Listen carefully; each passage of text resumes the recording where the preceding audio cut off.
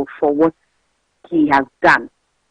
So, I mean, you would see that on social media. Some people will say, oh, the girl was smiling, so that means it was consensual. The problem here is power dynamics, okay? So when you have a teacher-student relationship, you cannot say it is consensual, okay? A smile does not equal consent. People have to understand that when pedophiles, right, and when you have older adults grooming, we call it grooming young people, that means they've been doing it for so long that now they have accepted it. It doesn't mean it is consensual. It means that you are in a play of power dynamics. So this is something, what is the student getting from, having this kind of sexual relationship with the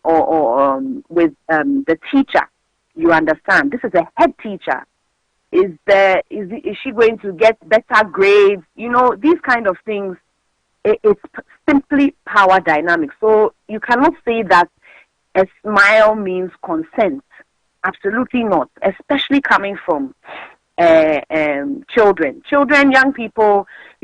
Sometimes we even laugh in uncomfortable situations. You see that, unfortunately, in this our culture, we normalize sexual harassment where there's catcalling. Men can say, "Hey, your bum is looking nice," and women will smile and laugh, not because they like it, because they are uncomfortable with the situation, and it is the coping mechanism. You understand? So it doesn't mean that the abuse is welcome. So I'm sorry, a student cannot validate or give consent to any sexual act with a teacher because of this power imbalance and simply because of grooming. So these are some of the concerns we have about this thing. Also, of course, looking at Ghana Education Service, there's a code of conduct for teachers, and he has completely breached the code of conduct. Now, we can tell you for a fact, he has breached it. You are not supposed to be having teacher-student relationship. So, some of you can see that our social media, our society is learning some things, but you can see that some people are also thinking there's absolutely nothing wrong with the video, and that is extremely worrying. That means we are normalizing, sexualizing our children. This is very, very concerning. People say things like, "Oh, some of the students today, they are very bad. They bring themselves on the teacher." Listen to something. I don't care what the student does. You are a teacher and a person in authority. You are an adult. You have definitely spent more years on this earth than the student or child. So you need to know better and learn how to control yourself. Are we animals? You have to learn how to control yourself. So again, we look at the laws in Ghana. And the Ghanaian law, okay, that type of conduct, it falls under sexual abuse and harassment, okay. The Criminal Offences Act covers it. The Children's Act is very, very clear on any sexual activity between an adult and a child. It is unlawful, period. Teachers are entrusted with the care of children. So you cannot breach this act. Well, if you breach it, you are violating the law. A minor cannot give consent, especially to an adult in authority. So the law recognizes that. To something you have already mentioned, how we have normalized certain behaviors in our discourse, and people do it.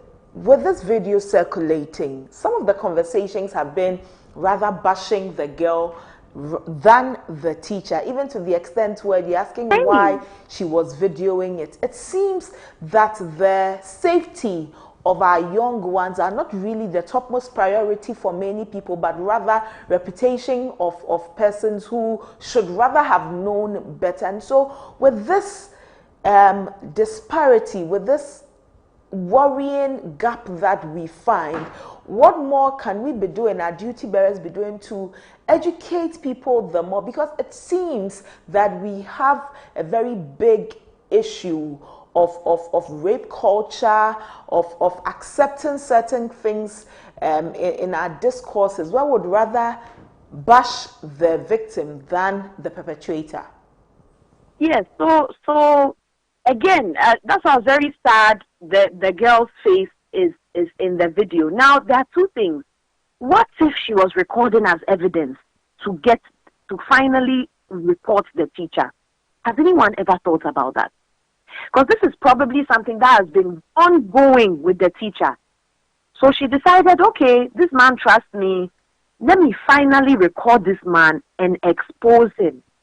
Now, the unfortunate thing about that is, now she's being, the victim is being blamed, and there can be a range of trauma happening, because like I told you, the internet doesn't forget. This video is circulating everywhere on social media. I actually refused to open it, but my one of my colleagues watched the video and described it to me and told me what is in the video, because in fact I was so sad that it was even being shared. Okay, and what happens is that the girl will have the shame. You understand? This is happening to her. She's been exposed, right? You know, but you have to understand that there's long-term psychological damage with this. You should think about it. How long has she been in the school? How long has this teacher been making advances on her? How many times did she probably even refuse the advances? Now, we have to really talk about consent. Because consent, people think sexual consent means I said no. But guess what? Consent means I did not say yes. Do you get it? Right. I did not say yes. So if you touch me, and you say, oh, do I like it? Is it, you know? And then I'm just like, like, you know, lukewarm. Guess what? That is a no.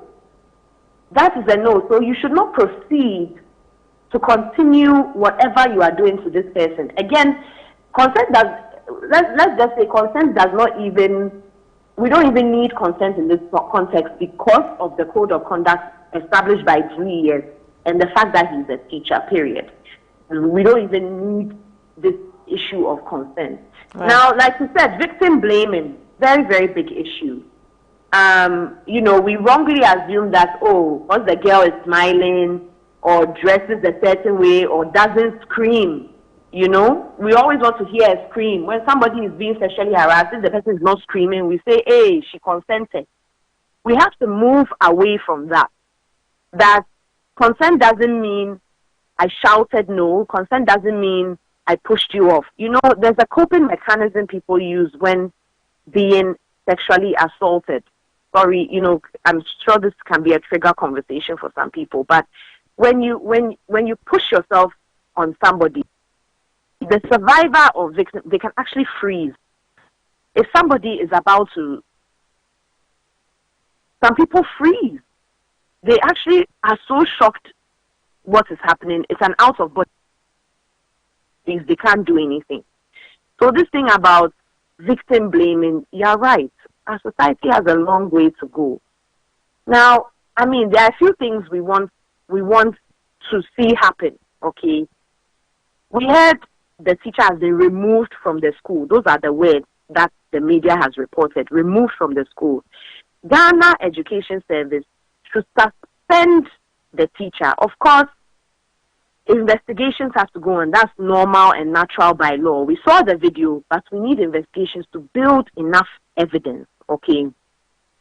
And the case actually has to go to court for criminal investigation. I'm sorry, but it's not just a disciplinary matter. This is what people have to understand. It's a violation of the law. The person has committed a misdemeanor, basically, by committing this act. And then, you know, so the teacher must face some type of prosecution. And that is what Amnesty International we want to see. Because we want to send a strong message to other teachers in the system.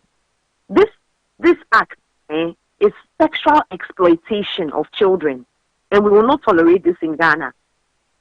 We will not. And then another thing with parents and other communities, you know, as a parent, you can't always monitor your child. Let me tell you what groomers do so that people can be vigilant, okay? Groomers are usually your aunties, your uncles. They are usually family members, unfortunately. When you look at the statistics, Ghana Statistical Service on sexual assault and sexual abuse in Ghana, it is most likely committed. The perpetrator is a close family member. So with that, parents, what does it mean? Parents or guardians need to be on the alert, because sometimes even it's parents that do it. It can be a father, stepfather, mother, those things. They also commit, some also, commit sexual abuse.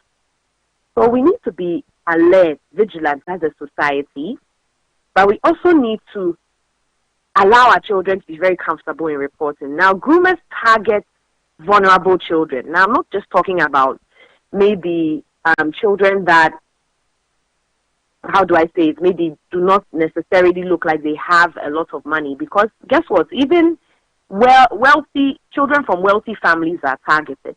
They look for children who seem like they don't really have a figure, a parental figure in their lives. Do you go for PTA? Do you make sure you are present? You know, is your presence felt? When your presence is felt as a parent or guardian, at least teachers are aware that, okay, this person is very involved in their child's life. I must be careful. You understand? So we really have to look at those things. And then let's create that environment where children feel safe in confiding in us. Be curious about your child's day. Ask them, what did you do today? How was it? You know, is there anything that happened that you didn't like about the day? Did anything make you feel uncomfortable?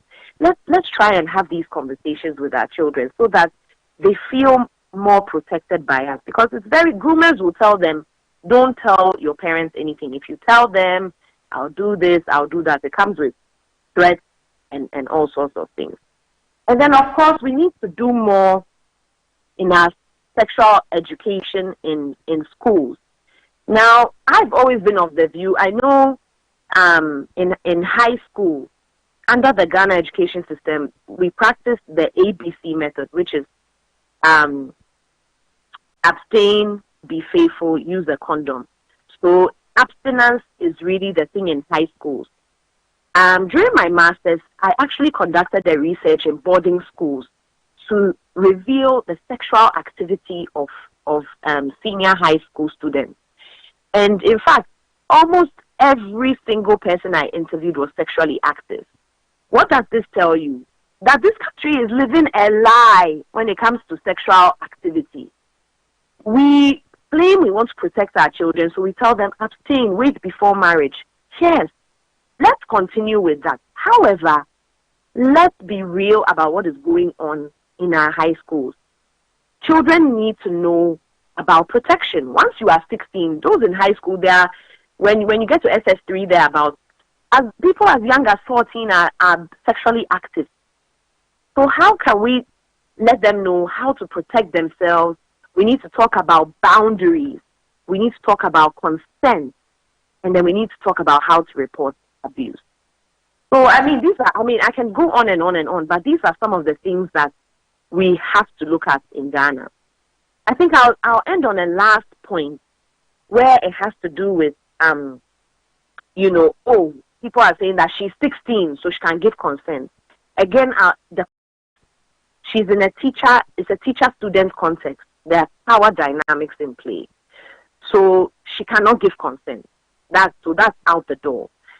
And then, like I said, the law recognizes that it's a type of exploitation or abuse of power. So the head teacher is in a position of trust and authority over the student. So he cannot be doing this. So no teacher-student relationship, whether the girl is 17 or 18, it is not consensual. You can't establish consent with that. Okay. Finally, so I think, yeah. Before you go, now the minister says that the ministry is working with the Ghana Police Service to ensure the arrest of the removed headmaster. What are your expectations beyond the arrest from the Gender Ministry in its work that it does, especially for children? Great. So this is a great call by the minister. I'm very happy she is on this matter, because she will make sure that what justice is served. So based on that, for me, sometimes when these minor offenses happen, because under the law it's seen as a minor offense, fondling of breast, that kind of thing. It can be classified as a misdemeanor. It can be classified as a criminal offense, depending on how lawyers argue it out. Okay. And again, we just saw a video. There might even be more. That's why an investigation has to go on, because an investigation will reveal whether she's the only victim or not.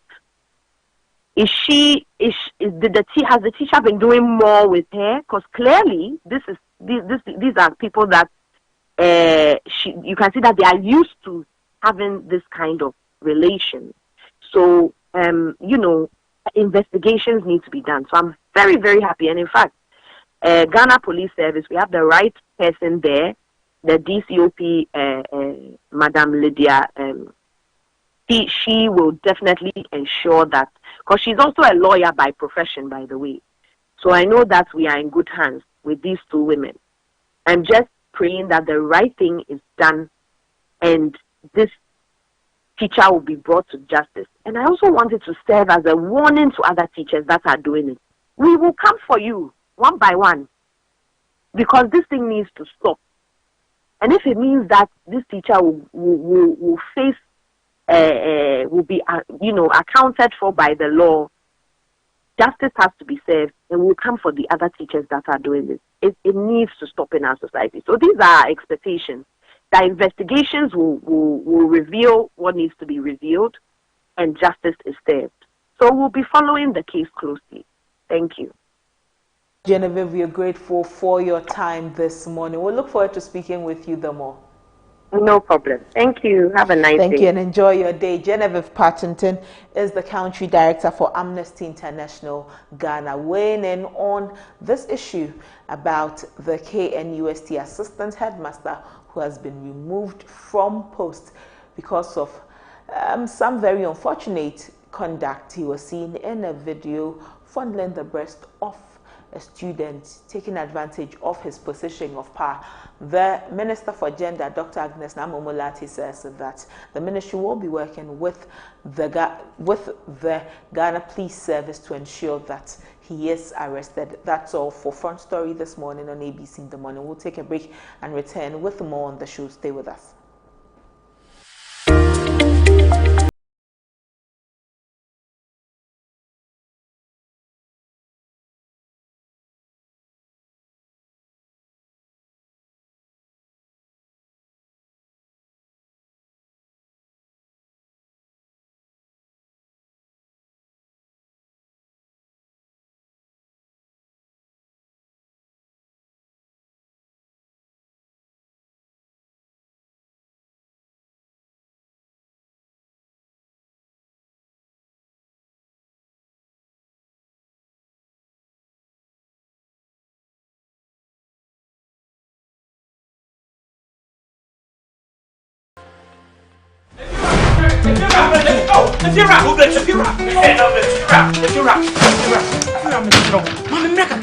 Rent back with the beer open.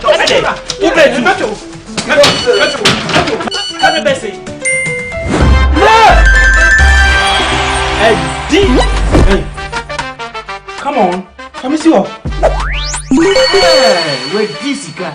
My friend, still do form. It's the Telecel Too Much Money promo. Win cash daily, weekly, and a grand prize of 1.2 million Ghana cedis. Just reload or buy a bundle with Telecel Cash to earn points and stand a chance to win big. Dial *500# or visit the Telecel Play app to opt in and start winning in the Telecel Too Much Money promo. Terms and conditions apply. This promo is regulated by the NLA on the Caritas Lottery platform. Amacho, sister no man ko.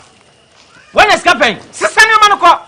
If you're a baby, many schedule no. If you know, meto echiaka. Inti ene, wono ba no mpe baby amobeda. Oh no abeka. You did too much money. No matter. Telecel, connecting energies.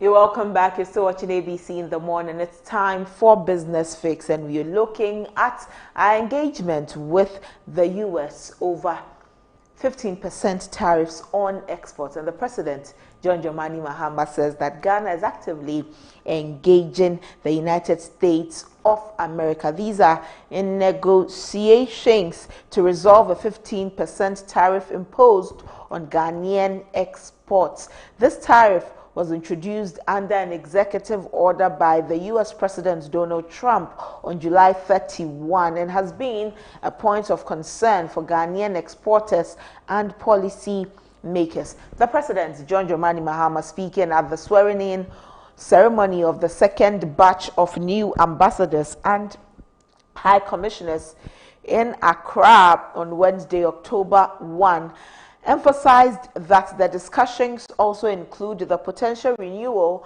of the AGOA, which is the African Growth and Opportunity Act, which previously allowed Ghana and other eligible African countries to export goods to the U.S. duty-free.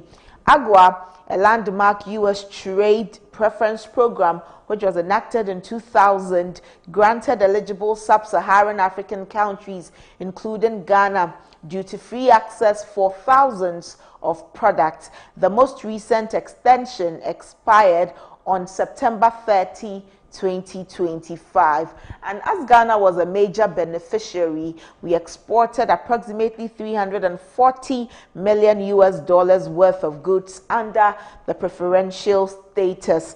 And key affected sectors based on this 15% import tariff or export tariff are cocoa derivatives, textiles, gold, jewelry, cashew, and shea butter. These are some of our exports that have been affected because of this 15% tariffs on exports. Now, President Mahama says we are negotiating with the U.S. Let's have some conversation. Joining us is Daniel Inimprempe. He is an economist and private legal practitioner. Good morning for your time, sir. Thank you for joining us. Yeah, good morning. The president says that we are actively negotiating with the U.S. on this 15% tariff that has been imposed on us. How important is our negotiations at the moment? Yeah, thank you very much. I think it's a step in the right direction. That the president is using diplomacy to ensure that we get a very good, let me use the word waiver or good review of the 15% tariff imposed by Trump administration. That is very important. I indicated it the last time that as much as there's a sanction on selected countries, including Ghana, you don't just relax. You have to initiate moves to, negotiate the process. So for the president to have announced that his government is doing the same, I think it's laudable, and I only trust that they'll be able to get a fair deal. So that at the end of the day, exporters are not and importers are not overly overburdened, so that at the end of the day, it will benefit the economy as a whole. As we all know, America is a very big, economy, and anything that hits you, a small economy, an emerging economy like Ghana, it may have some significant impact. So it's a very good process being initiated by His Excellency and his government. The president is looking at AGWA. Most importantly, so many conversations have been had around AGWA for a policy or a program that had been in implementation since 2000. For it, for the tariffs to be imposed at this time, when people have or business persons have enjoyed all of the perks under a policy like this. If our president is going into negotiations, what are your expectations? Do you see that we will be able to go back to the no tariffs, or you will be given a certain margin of the reduction of the tariff? Thank you very much. I would prefer we being able to have an exception where we will still benefit tariff-free under the AGWA initiative. But if that fails, then we are able to get a certain concession, a certain good, rate that will allow our manufacturers, to import their textiles under AGWA to the American market. That would be very great, I equally hope that this is the time for even the African Union to engage Trump administration. Okay, it appears that any time, something happens to the continent, we sit back and look and lament. It's about time for them to know that the continent, they have so much to benefit from us, and with one voice, we should be able to negotiate such processes to our benefit. But I'm so grateful that if the negotiation is properly done, and we are able to get an exception under the AGWA initiative, that will help. As much as we've not taken the full advantage of the AGWA Act since its establishment, but it has contributed significantly to the economy in the sense that most of our manufacturers, textiles, garments, and other things, they were able to exploit the American market, and a certain degree of inflows came into the country. So we having an exception, under the AGWA Act will be perfect, especially with the government policy of resetting the economy, making sure that we beef up revenue mobilization, we add value to what we produce and sell to other markets. But beyond that, I have indicated that it is about time also to start exploring other markets, other emerging markets, other than the United States, so that in an unlikely event we don't get a very good deal. We should be able to have access to those markets so that we don't, collapse the textiles industry, which is already struggling domestically. So to my mind, these are some of the things that ought to be done, and when it is properly done, it should be able to benefit the economy. There are some who have argued that rather than looking at negotiating with the United States, and to some point feel that it is like we are groveling, we are begging for crumbs from the United States. As a country, we should rather look towards the Africa Continental Free Trade Area, which they believe we have not taken advantage of them more. And so Africa should start looking within. And so if we do that, we would not really have to be so worried when the United States, beg your pardon, takes decisions that they believe will help them as a country. In a discourse like this, really, where does the African Free Trade Continental Area stand? Yeah, thank you very much. As much as I agree with him, because trade among African economies is not encouraging at all, almost about 20%. The last time I checked the World Bank data, it's not encouraging at all. But we are now encouraging various economies within the sub-region or on the continent to start trading among ourselves using the AFTA. So it will take some time, And America is the number one player in the global economy and the global politics. So we cannot underestimate their contribution to global economy. Okay, as much as I agree that we need to develop our economies, we need to trade among ourselves and add value and create jobs and opportunities. Okay, it's equally important to also exploit other markets to your advantage. And now that we are now growing, we are now thinking, after it's still at its formation stage, we've not started exploring the opportunity to the advantage of the continent and its citizens. So you don't just withdraw from other markets because you want to encourage after. You do it alongside. It must be a deliberate strategy, and then you withdraw gradually. The very moment you form your market, it becomes formidable. And that's the reason which I stated earlier, that the AU should be able to engage Trump administration, okay, in this light. But the most important thing, where I agree with those who share that perspective, that we need to expedite actions to ensure that we start trading among ourselves. One of the ways to do that is to eliminate barriers, and I have seen most African countries waiving visas among other countries on the continent. That's the genesis. We also have to look at our tariff system within the economy. Then another big issue has to come with which currency. Of course, if you want to integrate your economy, you want to trade among yourself, you are still using the dollar. It's as equal as you are dealing with the United States. You get an argument? So there's a need to have a common currency, because as long as you are using the dollar, it will affect your local currency. But if you have a common African currency, okay, that's, if I have that one and I'm going to Nigeria, I'm going to South Africa, I'm going to Malawi, wherever, I don't need the dollar. With that currency, I'm able to buy, okay, it beats up the value, it adds value to our currency. So we have a long way to go, but to start with, okay, we can start using the dollar, but the trade among ourselves ought to be encouraged.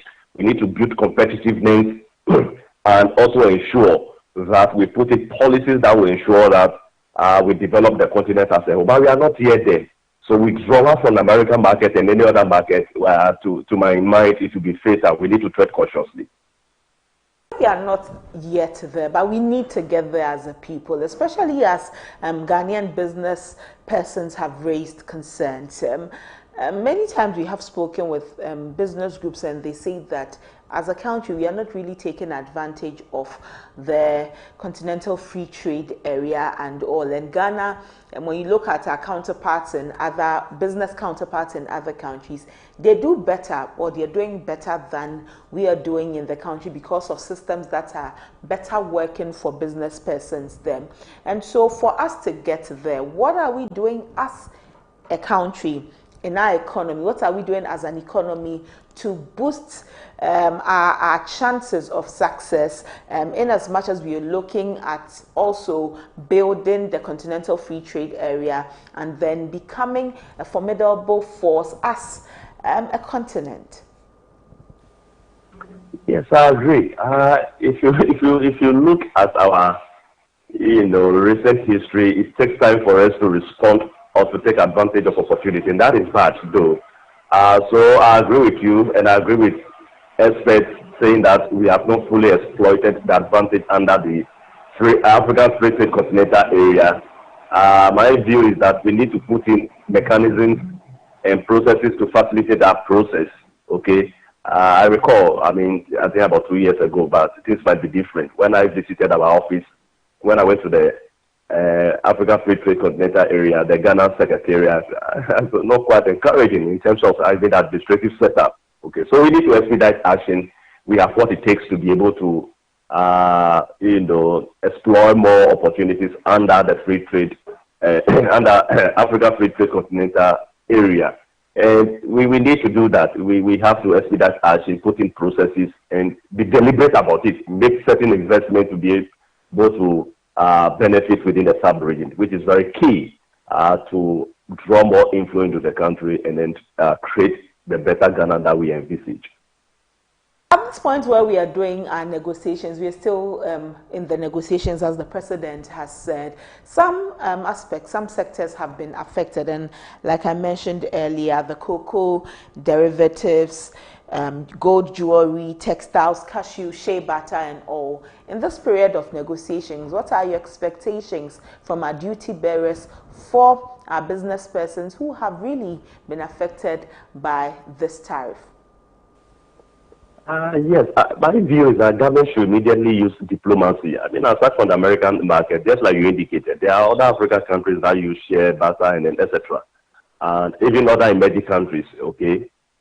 So government should quickly use, through the Ministry of Trade, should start exploring other markets as quickly as possible, the Asian market, the Caribbean market, so that our business people could move into that market while they finalize negotiation with an American market. And I've said over and over, America is a very big economy. However, you cannot predict what happens. America is about their interest in their foreign policies, about America first. So when you are dealing with the United States, when you are in bed with the United States, then you are not that big. You need to have plan B. Unfortunately, we don't have plan B, but we need to quickly activate one by exploring other markets. So that we don't sit and say that because of the tariffs, it has reduced, the exportation to such economies, and as a result, we are unable to, take advantage. May I ask your permission? I have another interview with the Al Jazeera. This was actually my last question for you, so thank you so much. Thank you for your time, sir. We look forward to speaking with you again. Very well. Right. Please enjoy your day. Daniel Enimprempe, Esquire, is an economist and private legal practitioner. President John Dramani Mahama says Ghana is engaging the U.S. over 15% tariffs on export. Let's see how far this engagement goes and what it will mean for our business persons. That's all for Business Fix this morning on ABC in the Morning. We'll take a break. We will return with our main discussion. You do not want to miss out on that at all. Stay with us.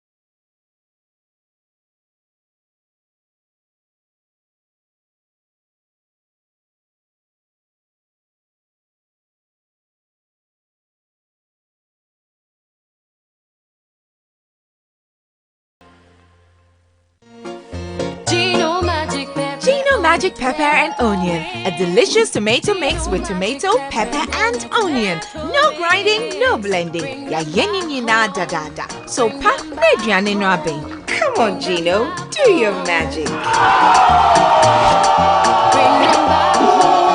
And papa no kunu abefi.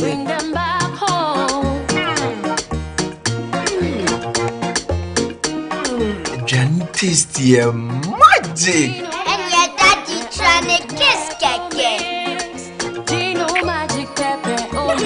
Gino Magic Pepper and Onion. The magic that brings them home. This advert is FDA approved.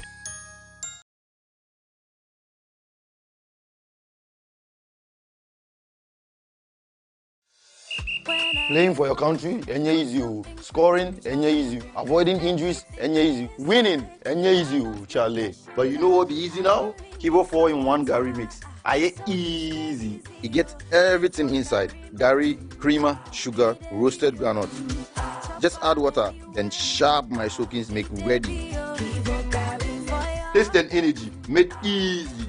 As I be street footballer, Gary at the top. Now we are 10 star boy. Still Gary at the top. I travel go abroad. Kivo Gary at the top. Kivo Gary, he the bio. I'm a match winner, but the real champion is Kibo 4-in-1 Gary Mix. Champion taste. This advert is FDA approved.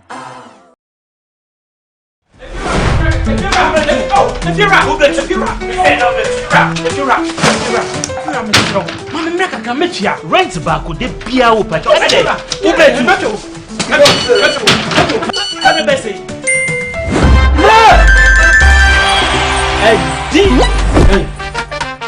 Come on, come see you. Hey, wait, this guy. My friend, see before. It's the Telestar Too Much Money promo. Win cash daily, weekly, and a grand prize of 1.2 million Ghana cedis. Just reload or buy a bundle with Telestar Cash to earn points and stand a chance to win big. Dial *500# or visit the Telestar Play app to opt in and start winning in the Telestar Too Much Money promo. Terms and conditions apply. This promo is regulated by the NLA on the Caritas Lottery platform. When escaping, if you're a baby, many schedule no. If you know, meto etiaka. Inti ene, uno banu mumpe baby amubeda. Oh, no abeka. You did too much money. No matter. Telecel, connecting energies.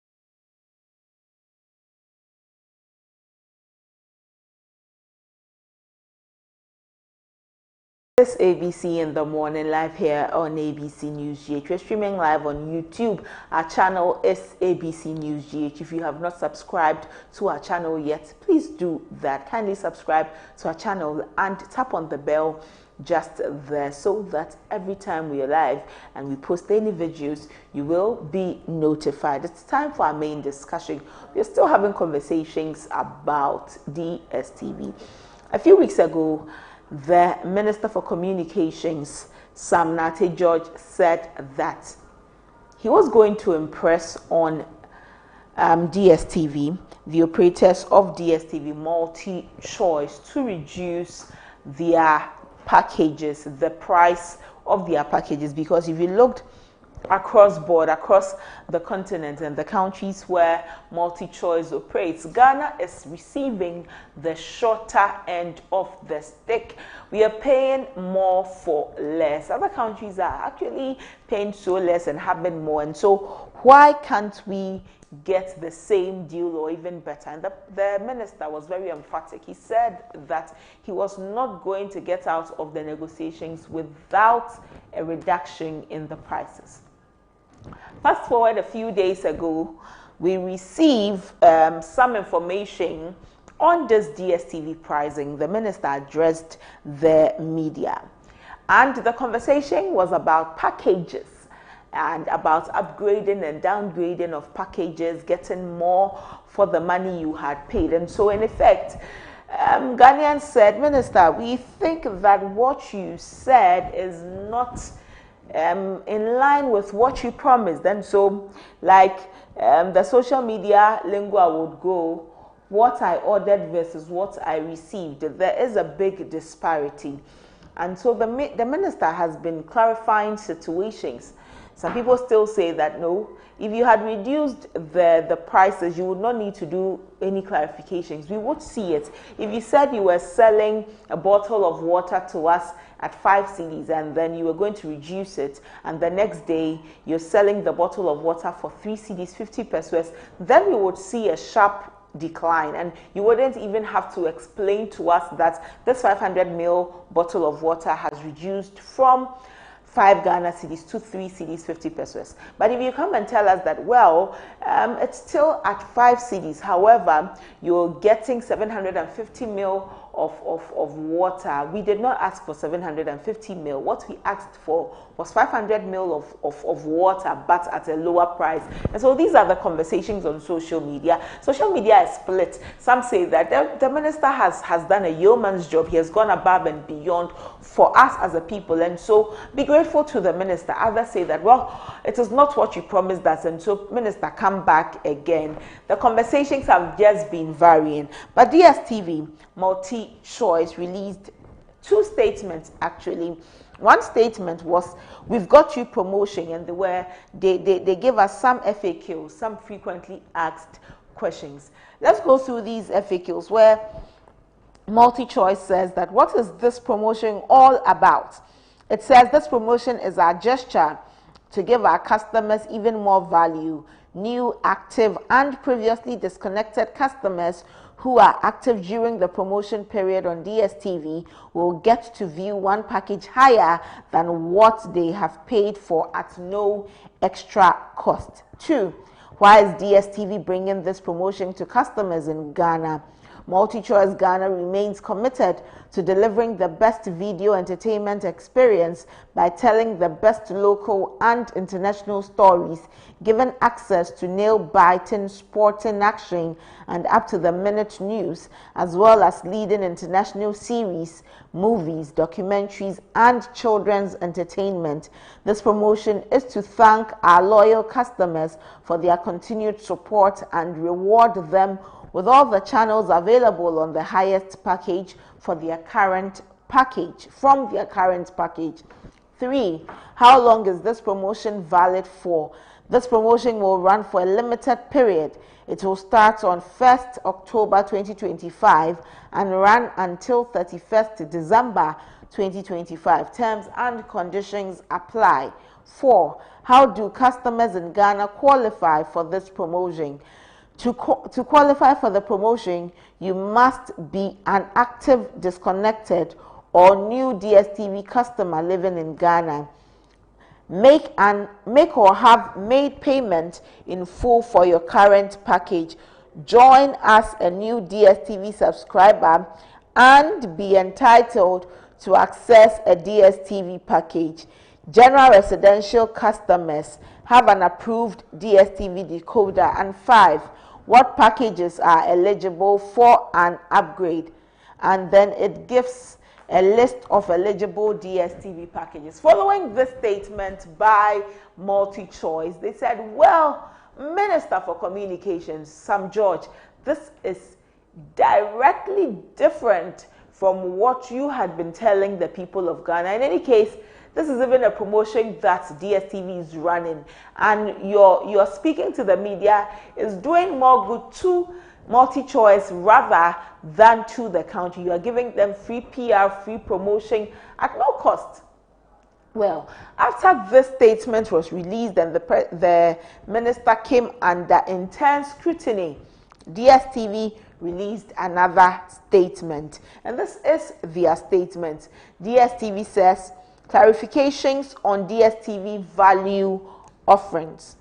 And this is the statement following the recent joint press conference with the Ministry of Communication, Digital Technology and Innovations, the National Communications Authority, MultiChoice Africa and MultiChoice Ghana. We wish to clarify the FAQs published on our website, which created an erroneous impression of a contradiction regarding the DSTV value offering, which is effective today, 1st October 2025. We would like to clarify as follows. 1. We fully support the joint media statement that was issued by the Honorable Minister, Honorable Samuel Nate George, and implementation of same has already commenced. 2. As contained in the said joint media statement regarding the value offering, the committee will reconvene in 3 months to evaluate the impact of this initiative. This will be a periodic exercise. 3. There is no restriction on a subscriber's choice of a bouquet. This offer is available for both existing, returning and new customers from 1st October 2025. We apologize for any inconvenience the FAQs may have caused, and this is signed MultiChoice Ghana. And so these are 2 statements that MultiChoice released on this matter. But for some Ghanaians, it is a very simple matter for them. They say that the minister promised one thing and delivered another. They really do not care about the delivery of the other. What they wanted was that the minister had been very emphatic that he would not get out of the negotiations without a reduction. And this is different from what had been promised. Whereas another section of the public says that, well, we think that you're being disingenuous, you're not being fair to the minister. The minister has gone above and beyond and has brought us even more than he said he would. Accept it and let's move forward. Well, let's have some conversations. Joining us are Dennis Kwakwa. He is a former Ashanti Regional Communications Director for the NPP. Nitan Saki is the National Executive Member of the NDC. Gentlemen, you're welcome. Thank you for joining us here on ABC in the morning. And thank you for having us. Well, thank you, my sister. Have a good morning. Thank you. Well, let me start with you, Nee.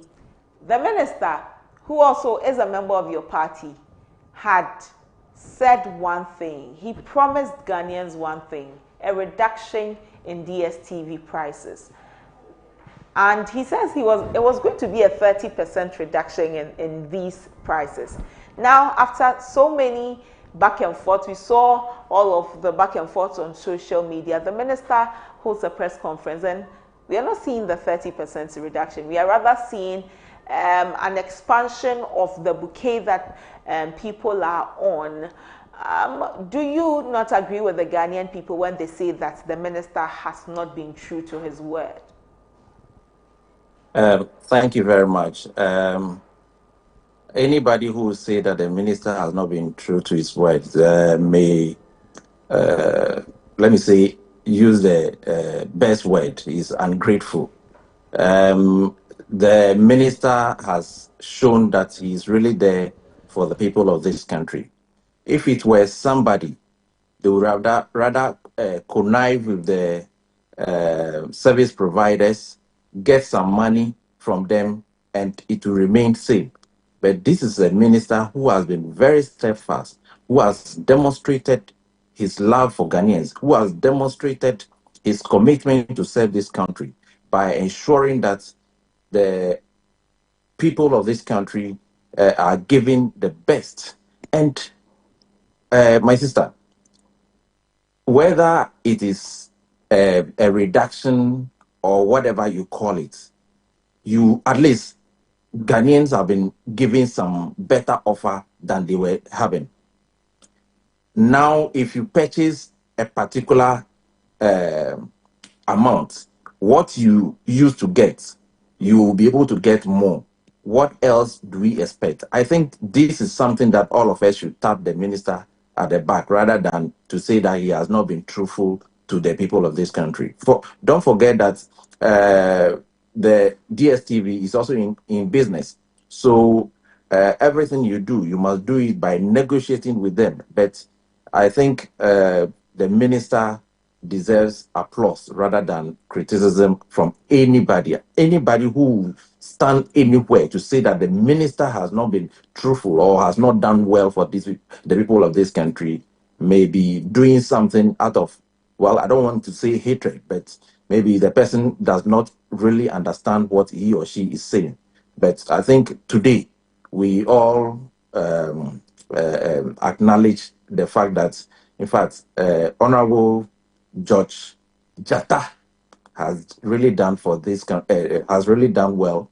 And I hope all other ministers will look at what he has been doing to also make sure that Ghanaians get the best they deserve. The issue, if the minister had achieved that 30% reduction he promised, in addition to the opening of the packages, mind you, the minister had been very emphatic. He said nothing less than 30%. And as a person occupying a position such as his word should be his bond, shouldn't it? And so when Ghanaians complain that, no, minister, you have not gone according to what you promised, aren't they really right to mention that, to bring that to the attention of the minister? Don't Ghanaians also deserve the 30% reduction in addition to the opening up or the widening of the bouquet we are seeing? My sister, if you used to pay 200 cedis to enjoy a particular service, and now you are paying 99 cedis to enjoy that service, what else do you expect? Is that not even more than the 30%? That is more than the 30%. So we should rather applaud the minister that you promised 30%, and yet the offer we are getting now is more than the 30%. So those who are saying that the minister has not, I don't know. So, okay, so do we prefer what we were in to what he has been able to achieve for us now? No, certainly we should rather be happy, because now those who were paying 99 cedis for a particular service, they will now get the services of 200 Ghana cedis. Isn't that better than the 30%? What is 30% of 99? Maybe that would have given you somewhere 70 or 75 something. Okay. But now with the same 99, you get the services of 200, which is better than the 30%. So we should rather applaud the minister that, yes, you promised to deliver 30%, but you have given us more than 100%. Look at it in this aspect. I spend 99 Ghana cedis on a bouquet, and I am asking that it be reduced because I cannot afford 99 Ghana cedis. And if I were looking at 50 Ghana cedis, if the reduction came to 50, I would be able to afford. If you came and told me that, oh, you know what, we have expanded the 99 bracket so that it is no more 10 channels, but it is 15 channels, you have indeed expanded it, but I still will not be able to afford 99. What I was looking at was it to reduce so that the money in my pocket can pay for 50 Ghana cedis. I'm looking at 50 Ghana cedis. I'm not looking at 99 with 15 channels. What happens to that person who was actively looking for the money to drop so that it will suit their expenses? Okay, so let me also ask this. What happens to somebody who was paying 200 for a service, but will now have to pay 99 cedis for the same service? Has that not been useful has it not been useful for the person? So yeah, I agree with you. The 99 may not have been reduced downward, but the services that we are going to get is better. So those who were paying 200 can now decide to go for the services of 99, which is far more than 100%. So yes, those who were paying 99%, 99 cedis will not enjoy reduction in price, but they will enjoy excess services. But those who were paying 200 will now pay 99 to enjoy the same services that they were enjoying. So there has been some reduction, even which is more than 100%, which is more than the 30% that the minister promised. So those who were paying higher will get more, will get reduction and enjoy the same services. But those who were paying low as 99, will still pay their 99, enjoy better, more services. So I think everybody has benefited one way or the other. Well, let me go to Dennis and also take his thoughts on this. Dennis, this is what the minister has achieved for us. He's gotten DSTV to expand their bouquet, give more channels and all. Aren't Ghanaians being ungrateful when they say that the minister has not performed? My sister, let me say good morning to your viewers. I think one of the difficult times it's ever going to be difficult being a member of the NDC is today and some days coming. My brother Nee, you can just imagine how difficult it is for him to try and explain this matter. Unfortunately, he's calling us ingrates because we are not appreciating what the Honorable Minister has been able to deliver. Anyway, the Minister delivered nothing. The Minister delivered nothing. What it means is, if the Minister had not gone on to do that show of bravado, DSTV was going to do their promotion anyway. It is something that a corporate decision that they planned way before the beginning of the year. And so they were going to do. We use the service, and from time to time, they reach us and tell us you can reconnect your blah, blah, blah. Sometimes if you are away and you are not renewing your subscriptions, they come to you with a lot of offers. And so it is not because the Honorable Minister from the Tajod engaged them that brought about this. At the end of the day, the minister came to make himself like a god in this country. My brother Nee is saying that it's a corporate affair, and so they are doing business. And we didn't expect a minister of communication to meddle in the affairs of corporate entities as he did. On a certain platform, I said, yes, Ghanaians would well appreciate if the minister was able to make sure that the prices were reduced. We are going to appreciate it, but if we were not lucky, and DSTV also says that because of that interference from the minister, they were leaving the auspices of Ghana. Ghanaians were not going to be grateful to the minister in any way. And I think where he has come to, he just have to come out and apologize rather than just to come out and tell us he achieved something. He achieved nothing. If a corporate organization is doing a promotion, how does that become an achievement of a government official? You told us the only thing we were going to settle on. He was very emphatic. The only thing he was going to accept was a price reduction. It was as simple as that. And so if today you are coming out to tell us that the minister even achieved more because of addition of some services, any of us who are subscribing to DSTV or multi-choice services, we know what we want to watch. For instance, if you have kids in the home and you know that the kids are interested in cartoon, a certain channel, you make sure that the bouquet you subscribe to is able to provide that. So at the end of the day, if the kids are comfortable watching their cartoons and you, the adult, to come home, the only thing you have time for is maybe football and news, and you have paid for that and you enjoy that. How does any additional channels inure to your benefit in this case? Everybody paying for DSTV service, you know what service they are interested in, and that is the reason why they've subscribed to that channel. And so if you tell us that what we have subscribed to, we are going to make sure that we pay less for that same service, and today you go and you fail. Instead of you to come back and tell the people of Ghana that you tried, but it was woeful, you come and now try and tell the people of this country that we should be grateful for your ineffectiveness, for you coming home with nothing. We should be grateful to you because you're a minister or because NDC is in power. And so need things that any one of us who has not got that clear by appreciating the minister is ungrateful. How can you tell the people of this country this kind of insult this morning. Can you tell us this? Sam Jata, I think he has come to a point where he has to realize that he has to slow down.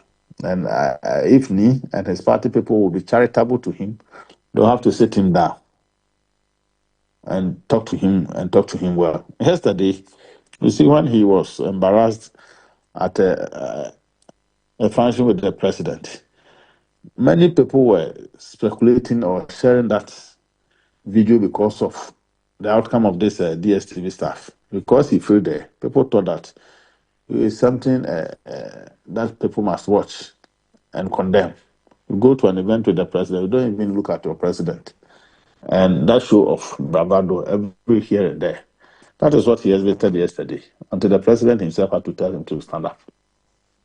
And so I think Ghanaians are getting to know that he's not going to achieve anything. When he started in government, in that position, he started with so many unnecessary things, and he has sought to only depend on hanging fruits.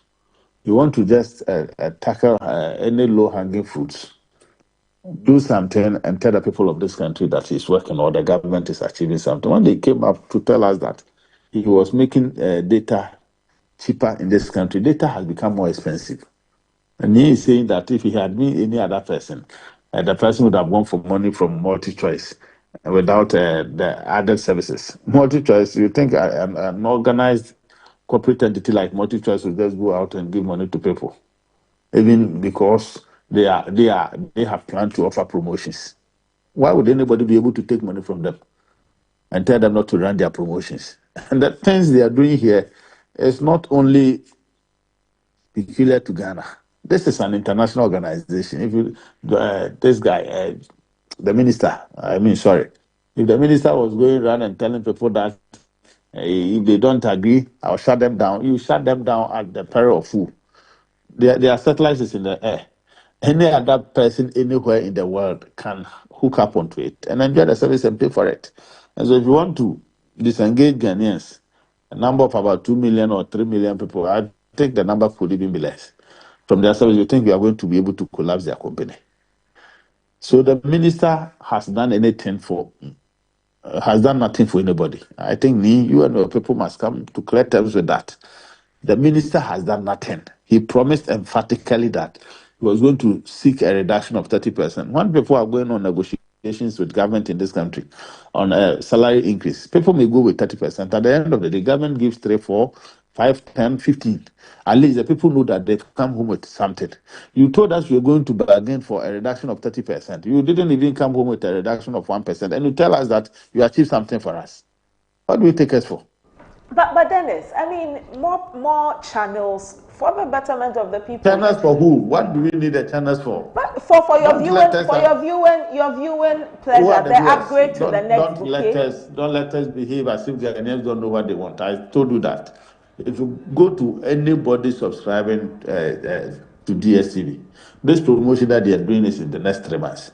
And so are you saying that if I hook up onto any bouquet that is below what I'm subscribed to today, after 3 months, I won't go back to what I used to pay for.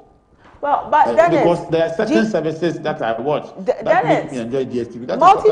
Multi-choice have clarified their offerings. They say that it is not a promotion as was first stated in their statement. They talk about fully supporting the minister's stance on the matter.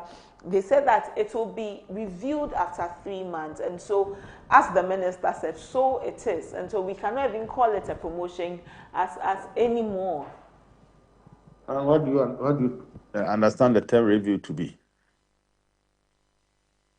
In the case of multi-choice, we want to say that any review means an upgrade, right? If it were the NDC government telling you to have a review, it's also tantamount to cancellation of a policy or a service. And so if they say they are going to review, why should we make merry? Do you know the kind of review they are going to do after 3 months? I don't think we just have to be fooled by this show of bravado by the minister. The minister has failed. At the end of the day, my point I wanted to stress on is still valid. I'm saying that anybody subscribing to DSTV is paying for a certain service that they enjoy. Without this promotion or whatever we want to call it, we still pay for the services, and that is all. How many of us in Ghana here watch more than 10 channels on DSTV? The only people who may even watch more than 5 are people who are interested in football, because different matches are played at different channels at the same time. They may be the people who enjoy most of the channels. Other than that, people are paying for so many channels they don't watch, because we don't even have time. We go to work, we come back. How many hours in a day do you have to watch television? And so somebody coming to tell us they've added some services, and who told you that the services that they are adding today is what I have always been aspiring to watch? And so they have added nothing, especially the minister. If DSTV is running their own show and have done something for the people of Ghana and other countries, I want to tell you that this is not peculiar to Ghana, and so nobody should try and take credit for it. Nobody in Ghana should try and take credit for what MultiChoice, a corporate international organization, is doing. They cannot take credit for it. The minister gave a very firm assurance to the people of this country that it is 30% reduction or DSTV leaving the shores of Ghana. That is what he told us. How many press conferences hasn't the minister held on this matter? If he had achieved 30% reduction by today, the minister would be moving around all regions doing thank you talk, as Chairman Ketia is doing. He would have done thank you talks. He failed. He has to come back, tell us that he has failed. He couldn't achieve what he wanted to achieve. He shouldn't come and insult us by telling us that he has even given us more for what he promised. Let me go to Nee. Let me bring Nee back into the convo. Nee, this is what Dennis is saying. This sentiment is echoed by other persons. They believe that the minister has failed on his promise, and to even some extent they say that at this point, if there were a reshuffling, they believe that Sam Nate George would be the first minister to either be reshuffled or even removed from his position as Minister for Communications, because they believe that it really has not been a period of, as we would say, show working. Okay, per the NPP standard, yes, Sam George would have been reshuffled because his standard is higher than the NPP standard. So yes, they cannot contain such a person in their party. So definitely for them, they will reshuffle him. But when it comes to NDC standard, he is a man who has delivered and who will continue to keep him in his position. My brother over there is talking about review. For them, yes, I understand them. Review has always meant cancellation. So anytime somebody uses the word review, they say it means the person will either end it or will cancel it. I remember some time ago when we were talking about reviewing free SHS, they claimed that we were going to cancel it. But what did we do? When we came, we rather made sure that things became better. Food and other things became better for the people to enjoy. So certainly for them, review always means cancellation. That is the kind of school they went to. So that is what their understanding of review means. Anytime there is an achievement, they want to rather attack the person who has achieved something. They don't want to talk about the achievement of the person, or they don't want to tap anybody at the back anytime there is a success. They always want to turn positive things into negative. So I can understand them. They believe that is what they will do to be able to win election. Yes, but Ghanaians really understand what is good for them. If you were not giving them something like this, if you were paying 99 and you were getting, let's say, 10 channels, and now you pay 99 Ghana cedis and get 18 channels or 22 channels, and you are saying it is not better, then maybe you have a problem in terms of calculation. So I can understand, per their standard, they may be thinking that Sam George has done nothing. Per their standard, they would have gone to rather negotiate for increments from the DSTV so that they can rather get something out of it. That is their standard. But per the standard of Sam George and the NDC, for us, we believe in protecting the customer. We believe in ensuring that the customer gets better services, get better channels. That is why Sam George has been very focused in ensuring that we get what we are getting today. So fine, for them, they should continue saying that he has done nothing. But those who are enjoying it know that they have look. They will come on TV and be saying that, oh, Sam George has done nothing. But when they meet you, they will tell you, oh, look, we said all this because of politics. So we know that Charlie, the guy, is doing very well. If we had such a person in our party, we'll be very grateful. But you see, when they come on air, because they want to come to power someday, they'll keep on turning any positive thing as negative. So you can understand them. But we, those of us who believe that we are enjoying, those of us who are comparing the services that were that existed when the NPP was in power and the services that Sam George has helped us achieve now, we will tap him at the back and say, Obomodin Nyemi Papa, because he has really done very well.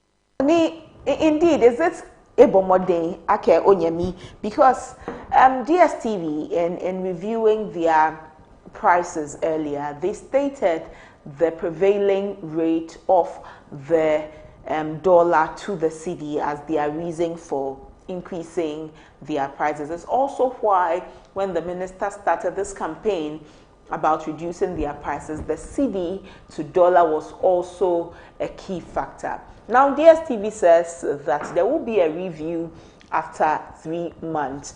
In the next 3 months, we would have been in the festive season where we see that the cedi, the dollar does way better than the cedi in the period like that. So for something which is not permanent, a package that is not permanent, or a decision that is not permanent, in the next 3 months, aren't the Ghanaian people supposed to be concerned that there could be a review downward of this package that they now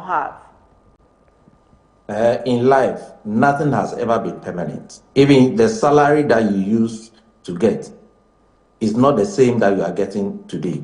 So everything has always been reviewed, and it is either reviewed upward or reviewed downward. So review is review. Let's get there. When we get there, when we get to the bridge, we will cross it. What shows that the dollar will even increase, the cedi will depreciate. Let's get there. When we get there, there may be some other factors that will help us maintain it as it is, or even get it better compared to what we are getting now. So let's get there and see what we'll get. Look, we all have so much trust in Sam George to deliver. And we are not surprised that the young man is delivering and is shaking NPP so much that they are so much worried that if this guy continues to be in government, the 37% that they had in 2024 would they will even struggle to get it. So look, they will attack him, they will do a lot of things against him. They will always want to make sure that whatever he has done, any achievement that anything positive on his side will not be accepted by them. They will make it look like it's a very bad thing. So let's get there. Let's get there by December, or when maybe January, December. Let's see what will happen. And for me, I believe that we even enjoy better services than we are getting today. Okay. Well, gentlemen, stay with me. Let me take a very quick break. We'll come back and then do some more conversations on this matter. Please stay with me. Viewers, we will be back after this very short commercial break.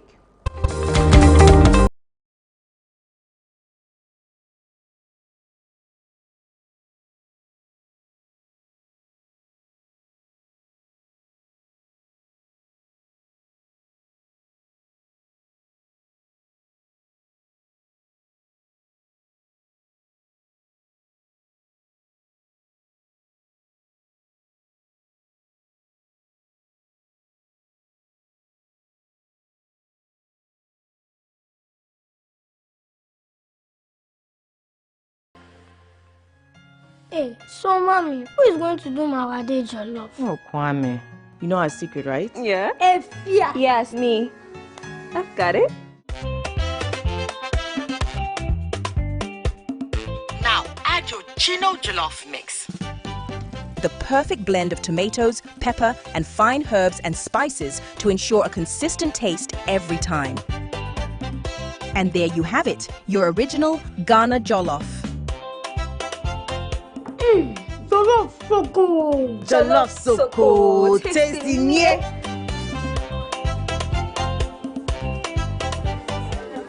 What is going on here? Enjoy jollof the Ghana way. Gino jollof is made with the perfect blend of tomatoes, pepper, and fine herbs and spices to ensure a consistent taste every time. This advert is FDA approved.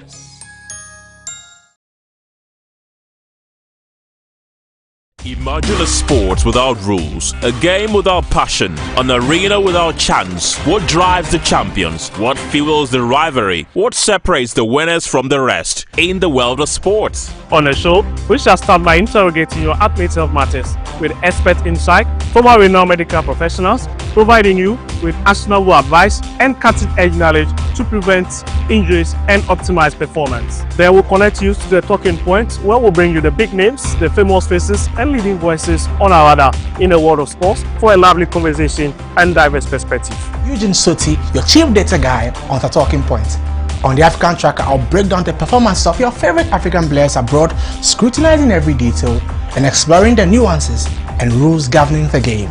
Meet us in your area for Area Take as we plug into sports perspective and hear your thoughts on every play of the game. On Ghana Focus, we shall spotlight our domestic leagues and heroes of other sporting disciplines. I'm James Makion, your go-to expert for everything local. I'll review the fixtures from the locker room to the pitch and from the management to the fans. I've got you covered. Oh la la! Don't miss out on the double excitement. It's a fun pack, pulsating and complete wrap of everything in sports, from boxing to football, tennis, NBA and more. Sports World on ABC with Victor and the team as every Wednesday from 7 to 8 p.m. Sports World on ABC. Sports beyond borders.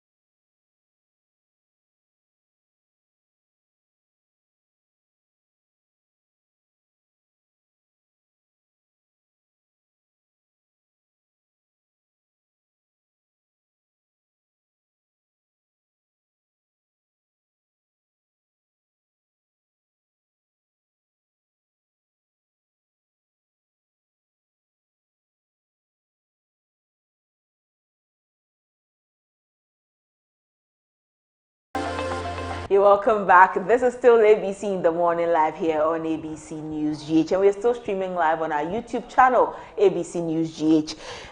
Dennis Kwakwa, former Ashanti Regional Communications Director for the NPP, and Nitan Saki, National Executive Committee member of the NDC, still join me for our conversation. We're looking at DSTV. Very soon we'll look at another conversation, but let's wrap up on this DSTV issue. Gentlemen, let me come back to you. I will still stay with you quickly. Concerns have been raised about the conduct All right, Abra, they want to give all the time to me. No, Dennis, I'll come to you and I'll give you so much time too, Dennis. No problem. Yes, I'll come to you. Concerns have been raised about the minister, Sam Nate George. These concerns have got to do with his utterances, with his with the way he conducts himself, sometimes in his speech. Is it a concern that you, as a party that the minister belongs to, have also heard and are concerned about? Unless you want to tell me, you can tell me something that he has done that is not good. Well, how does he conduct himself? How does he conduct himself that you think that is inappropriate? Well, Is in an it so interview, bad? well, since you're asking for examples, in an interview, the minister even mentioned that if there's a comprehension concern or a comprehension deficit, then the Ghana Education Service will need to do more about comprehension in our basic schools. This is a snide comment that one would not expect of someone like the minister. In addition to other comments that people have raised concerns about. I don't know the forum at which he said that, but you see, when you see NPP people arguing about an increment in services, saying that an increment of this nature is not anything positive for Ghanaians. Certainly, somebody will say that then they actually do not comprehend. They find it difficult to understand certain things. Well, this was a conversation between the minister and a journalist and Evans Mensah of Joy News. This was not a conversation I am surprised that the topic for discussion is on DSTV, what we have achieved. And yet, instead of us to talk about the positive things that we are receiving, we have now focused the discussion on. But we have spoken about what the minister has achieved. We have now focused the discussion on the personality, what the statement he has made, this is not which is unfair. It is unfair to him. So is it wrong for a minister to have negotiated things like this? If you may, nobody is attacking the minister's personality.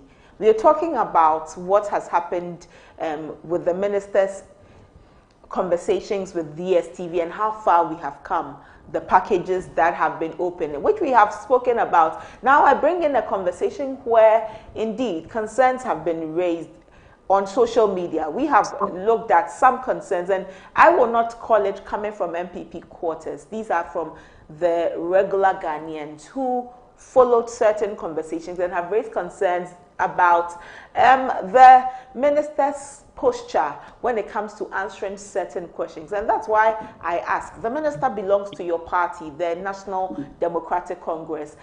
Are you worried about some of these comments about the minister's posture? And so this is not an attack at all on the minister's personality, far from that. We are actually not worried about anything that the minister has done. Okay. We are proud of what the work he is doing, and we will continue to be proud. It is those who are worried that the minister is performing so well and feel that the way he is performing, it will have a negative effect on their political party. They have resorted to attacking his personality. So we are proud of the way he's working, and we will continue to support him to deliver for the people of this country. The subject, as I said, is about DSTV, and the man has done very well. So let's focus on the DSTV, what he has achieved, rather than talking about his attitude. If we want to really go into attitude, we can point at so many things from the other side. People calling on others to attack guns and others. We are not, if we want to veer into attitude, I'm telling you, my sister, we will not end it today. Well, let me go. We are here to discuss the achievement of some judge, and let's focus on that. Well, now let me go to Dennis. Dennis, I come back to you. This is where we have come to with regards to the matter about DSTV. We've been told that there will be a review after 3 months. Shouldn't we give the minister all of the room to operate so that we see how much he's able to achieve at the ministry? My sister, but who is holding the keys to the office of the minister, saying we won't give him room to operate? Nobody is obstructing the minister from performing his duties. You see, my brother Nee has all of a sudden become very much evasive when it came to the conduct and character of the honorable minister. This minister, he has criticized many. when he was in opposition, he has attacked people's personalities. This minister is the one you are talking about, Ni. That you think people are just trying to denigrate him. This minister, if we wanted to match him in equal measure, then we would never even mention the name DSTV. We would have always be mentioning some George to discuss his personality and his untrustworthiness. This is the minister who, in opposition, paraded himself across all platforms to talk about LGBT. When we came to government, have you ever heard him mention the word more than twice? He hasn't. He hasn't. So, some George, it is not surprising you are telling your viewers that because per NPP standard, we would have reshuffled Sam George. Yes, Sam George has shown a high level of ineptitude. He hasn't got the skill and the experience to man the ministry that he has been given.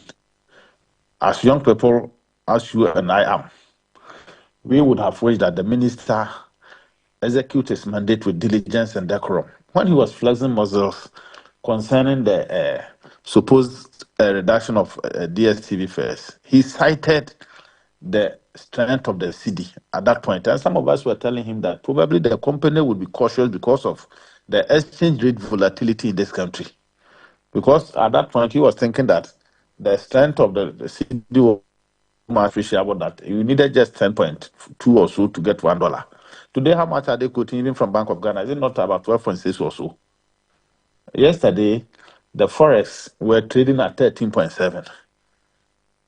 And so if DSTV had gone ahead just 2 months ago to reduce their prices because some just said the city was stronger, what were they going to do today?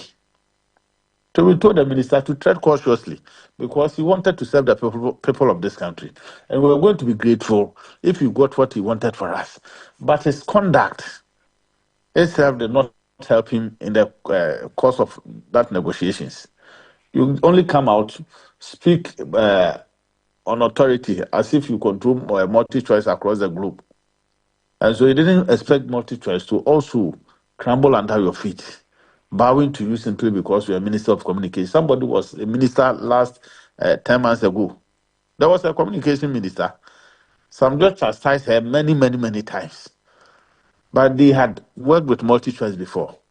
Almost every minister that we have seen, at least for the past 20 years, in the communication ministry, has worked with multi-choice in this country. This was the first one that they were very much surprised about in terms of conduct and posture. And so if you are talking about Sam George, nobody hates him. And even if it comes to the point that we have to hate him, we will hate him for the interest of Ghana. If it comes to a point that we have to hate him, we will hate him for the interest of Ghana. Yeah, you are telling us that when it comes to review in the NPPs understand every review is cancellation. And you are not ashamed today to talk about reviews that is happening in the free SHS policy. Today, because of the bad review that you promised the people of this country, you want to make 70% of the SHS intakes day students. 70%. That means that your government is trying to share responsibility. Most of the students who should get maximum benefits in free SHS, you want to crumble the policy by making almost all of them day. They will end up, their parents will end up taking them to private schools where they will have to go and pay and make them borders. If we allow you to go on that tangent, by the next 2 years, you make free education, every beneficiary of free education, a day student. As John Mahama was intending to do Dennis, in 2015. since we are not So on, when we are talking free about SHS. review, we don't bring free SHS at all. Everybody knows that today, to get a boarding status in Dennis, free since SHS, you we have are to not go and on pay free some 20,000. SHS, I wouldn't want us to go No, but so he much brought it into when he that. was bringing it in. We didn't stop him. So let me also make my point. I'm saying that the review that they are forecasting or envisaging in future, nobody knows how it is going to end. Nobody knows what kind of review the multi-choice DSTV itself is going to make. It is not going to be a review from the office of Sam George, even if it were going to be. The supposed negotiation he had with the telcos has landed us in paying more for data. Because he's now in a government institution, he talks as if every Ghanaian is enjoying Ghana as he is enjoying. No. Probably you are now connected to the network of a corporate organization, so you don't feel it. Those of us And those of the young people on the streets, the regular Ghanaians on the street, today are paying more for data more than you came to meet. Okay. Meanwhile, some just came to tell the people of this country that data had been reduced. The services of DSTV is not going to be controlled from the office of the Minister of Communication. For the conduct of Sam George, it is good for us all, as young people, to tell him, I've told you already before, even the question was that, keep him at some corner and begin to talk to him as young people. If he fails and fails woefully, it's going to affect the fortunes of us all in the future. He's not the only minister in your government. Well, Sam George is not also not the only young person. Let me move away from. He has to show maturity. He has to be decorous. He has to be more fortified in thought before he makes pronouncement. He told the people of this country he was bringing a 30% reduction. He couldn't even bring a 0.5. You people must admit that you failed. Well, let's move away from the Ministry of Communication. I want to ask you. He said that you were trying to personalize the issue about the personality of Sam George. No. If you are not sure who Sam George was talking to, he was talking to that Kenke journalist. The journalist who used to compare prices of Kenke when you were in opposition. That helped to bring you to power. Just because he questioned him, he says that. Thank you, Dennis. Dennis, I would want us to move. Look at comprehension. I would want us to move into other conversations. And those journalists that help you to come to power no longer understand. Dennis, let us move into. No, I just want to give you the facts so that you don't go to another show and ask that same question. Dennis, I believe that Lee has appreciated where you're also coming from. I understand comprehension. Well, let's move away from the Ministry of Communications. I want to get your views, take your views on the another topic, visa restrictions that have been lifted off from the country. President Mahama says that this came at no cost to us, or no financial cost to us. But really, is that so? Ni, I will start with you. Comment from the regular Ghanaian is that, well, we paid a cost. What was that payment we made? It was the deportees that we accepted into the country. Already, questions have been raised about why this matter did not go to Parliament as it ought to, as prescribed by the our constitution, or as prescribed by the law. And so if the president says that it came at no cost to the country, maybe is it really true that it came at no cost to me? Yes, it came at no cost to the people of this country. What we are talking about is the reversal of the U.S. visa restriction. And as the president actually truthfully stated, it came at no cost for for the people of this country. It opens way for Ghanaians now to those who want 5 years visa. It's now possible for you to get it. It's something that existed already, but there was some restriction. But now that restriction has been lifted.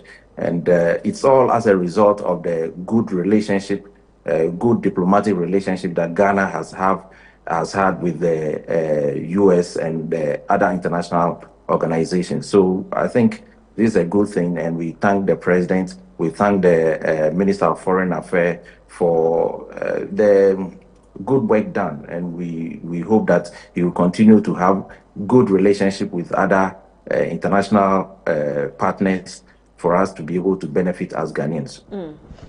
So for those who raise concerns about the deportees we received into the country being the cost we paid, what do you say about that?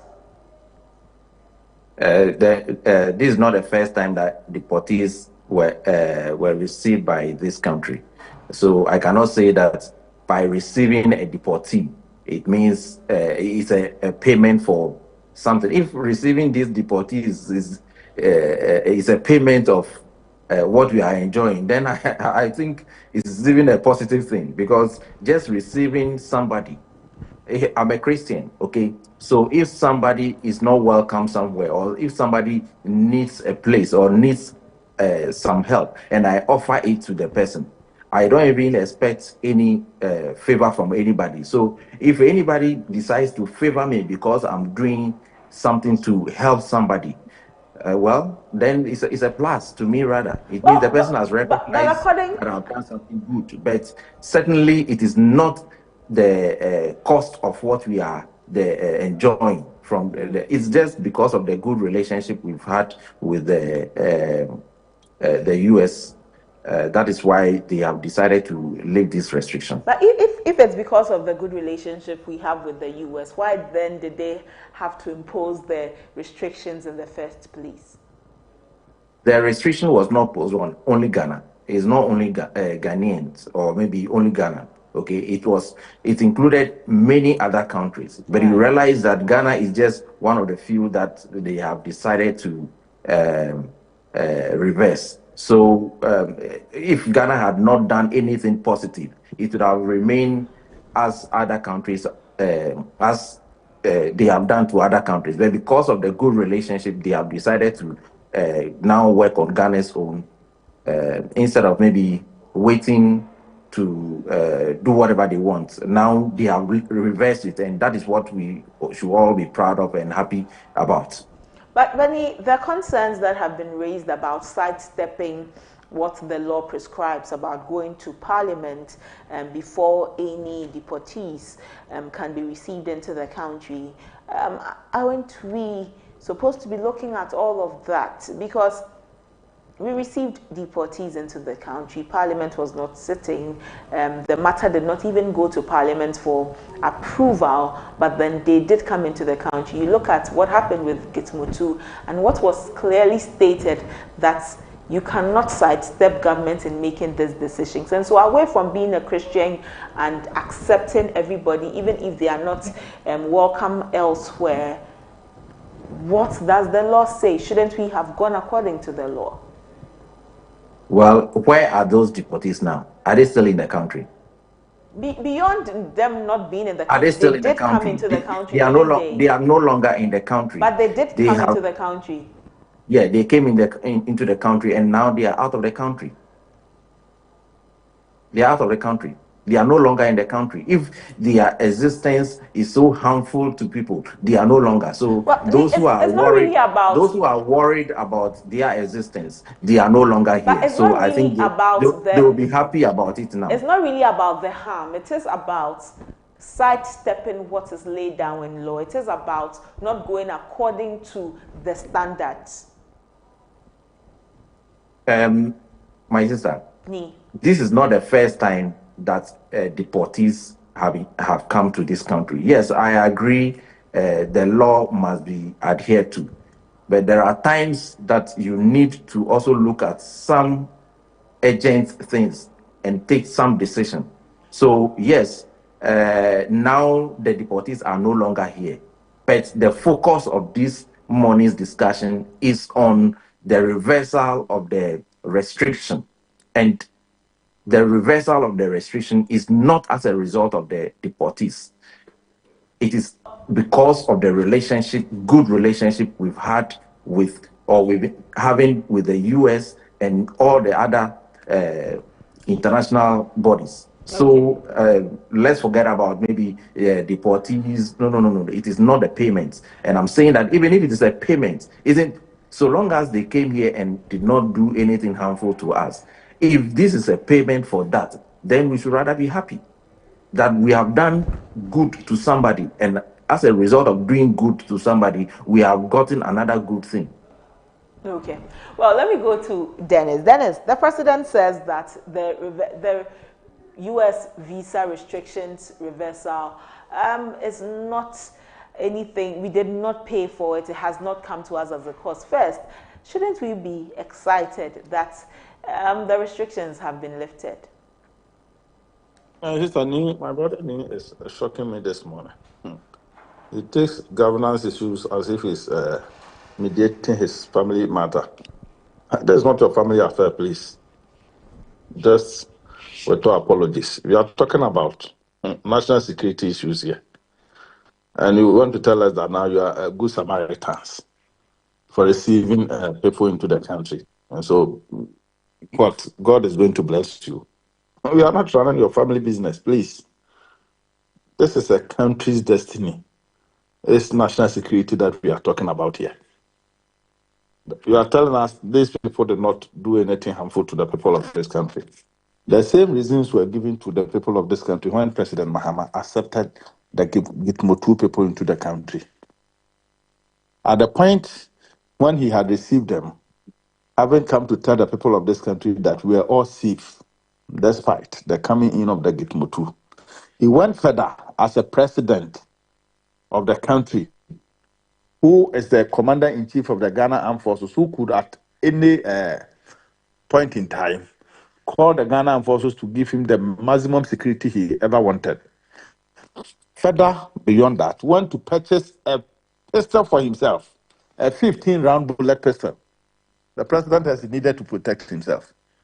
Despite the security that he had at his disposal, the whole Ghana Armed Forces is under his command. The Ghana Police Service was there, or any other paramilitary institutions that could provide security were there. The president himself went further to secure a gun for himself when he was telling all of us that we are all safe. Now you are coming to tell us that the president going to make Ghana a deportation hub is no problem. If it is a payback for what US wanted to do for us, we should accept it just like that. A good question. It is not only Ghana that were given those restrictions. How come it is only Ghana that is taken off the list? How did we get there in the first place? We discussed the topic on this same platform when Okuja took. I don't even know what your ministers feel. So powerful in their mindset and thinking. He used just a Facebook wall to close down an embassy, an abomination in diplomatic circles. He used just a Facebook post to close down the whole ministry, and that took us to where we landed. What could have necessitated the point that US was going to give us that restrictions? And in order to get us off the list, just to save your face, the face of the president, the government, and your NDC party, you go and negotiate that. People that their countries, somebody is a Nigerian, then the US want to deport the same person to Nigeria, and the Nigeria says we won't take them. And you are telling us that that person is not a threat. If Ghanaians are deported to Ghana, and on what basis will Ghana say we won't accept our own citizens? Even when they get stranded in foreign lands, don't government spend so much money to go and bring them home? And so what will cost for our government in one day to say that we will not accept our own people back into our country? And countries are saying they won't accept a certain class of people into their own country, citizens of their country, and your government is accepting them and want to tell us that there's no risk. What do you take us for? What do you take us for? You want to make, anytime President Mahama is in government, he personalize affairs of this country as if he's the only person who is born a Ghanaian. And anything you talk about, you want to trivialize it to MPP and DC. We are talking about matters of national security. Today, you may be driving in convoys and you have protection. The ordinary people on the street, ever since you came to power in the past 9 months, look at the litany of crime issues that are happening in this country. Has the president even been able to go and bring our people who have traversed the shores of this country into Cote d'Ivoire and Burkina Faso because of the conflict around his own area? Well, Dennis, has he been able many to of bring them them? have How come returned, haven't they? certain people? Where did you meet them? Where did you meet them, my sister? Where did you meet them? Well, Dennis, Many I'm of in them have Accra. There's returned. no way I can meet them, but we have been informed So that some of them have if they returned. come and tell us, even when the minority caucus on the Foreign Affairs Committee went there, the minister said the people had returned. Meanwhile, they went to meet them in Cote d'Ivoire. The minister who could just buy air ticket to travel to Ukraine when there was war is now finding it very difficult just to move from Ghana to Cote d'Ivoire and go and look at the people who were displaced. And so you are only making a capital of mediocrity. Anything that you do that brings no value, you just blow it up and want to deceive the people of Ghana that you are doing something. This restriction was not. Hello, Dennis. Wow. That If that is a payback from the US, then we must accept it like that. Wow. You must accept that. Making Ghana a deportation hub for West Africa and Africa. You must accept it. On what basis do people get deported? And so for you, because you're in government and you continue to be in government, if anything will just feed into your stay in power, you don't care. You are turning this country into the hands of foreigners. Gradually. Be careful. You and I, we were born citizens of this country. If you are not careful, there will be no Ghana for us one day. So when they came, did they take Ghana away from you? You don't care. Master, Yes. let's focus on you don't care going what to has bring to what we police. have achieved. You don't care going to bring to There is police a to come and reversal. register them as Ghanaians. There is a reversal What is of a the reversal? restriction, There's and no that is what reversal. you must be happy about. It did not come and free. not be It did, throwing. no, I can't be happy about it. The Yes, cost, the certainly you will opportunity not be cost. happy No, because the you think opportunity cost is as I can important as the understand you outcome. being in opposition is No, something the opportunity. Have you it's thought making you of the so bitter. opportunity cost? So anything Have you thought of the positive makes opportunity you cost? feel so bitter. No, this is not positive. You are just discussing this on mediocrity. I'm saying that. Have you looked at the opportunity cost? How did we get there? What is opportunity cost? What is The opportunity opportunity cost? cost is that if Okujetu had not written that, we wouldn't have been So forced to other accept countries, other people into our country. the other countries that were restricted, did they also post something on Facebook? Have they also been released? Did they also of post something on Facebook? list? No, If have it they is about also? if We it's are about what discussing Okujetu Ghana. posted, Every if it's about what country that was Okujetu put on that posted, list. if it's about what Every Okujetu country that posted, was put are on you that telling me list that had other their own countries reason also for getting posted there. something? Just so our viewers can fully appreciate what both of you are saying. Onto that list. Every country that got onto that list had their own peculiar problem, and we are discussing that of Ghana. And we know that the blunder that was caused by Okujetu is what took us onto that list. And so, if we are getting off that list, people must know why we are getting off, and you can't come and deceive Ghanaians. Okay, we are not children. In this country, we know what has gone on. The negotiation that government had to enter into one critical. My friend, what President Mahama has done. Dennis and Nii, I'm really hard pressed for something time. That you yourself, you don't have to forgive him. I will give you. Stop defending this. I will give you both 30 seconds each to give your final thoughts on our conversation today. So Nii, I'll start with you. Okay. My final thought. I just want to say a big thank you to our brother Sam George for delivering for the people of this country. I want to give a big thank you to Honorable Sam Okujetu Ablakwa, who led the reversal of the restriction on Ghana. And I want to thank President John Mahama for appointing these two special men. And today, they've chopped some success and has given us the opportunity to have the discussion today. The increase in channels by the ministry, fought by Honorable Sam George, and the reversal of the restriction of visa. And these two gentlemen, I want to say thank you, and I pray that God will make them greater than they are today. Okay, Nii. Thank you, Nii. Dennis, 30 seconds. My sister, it's very much disappointing that Sam George went to the table and brought home nothing. He didn't bring home any conquest. And I believe it is just incumbent on him as a young politician, that is, for the sake of his own future political expedition, to come out and tell the people of Ghana that he meant well, but he couldn't achieve anything. For some Okujetu's blunder that he has caused, it is going to cost us hugely. But haven't gone to accept that we are going to be a deportation hub for some Africans who are to be deported from America. They did nothing good for us until you came to power. All these were taking place peacefully. And the American people have always been in good terms with us. How many presidents, you yourself, as young as you are, you have witnessed the coming into Ghana by so many eminent American presidents. Yes, we have had a very good relationship with them. It is not what Okujetu has. Okujetu rather has come to destroy it, and we are paying the cost for it.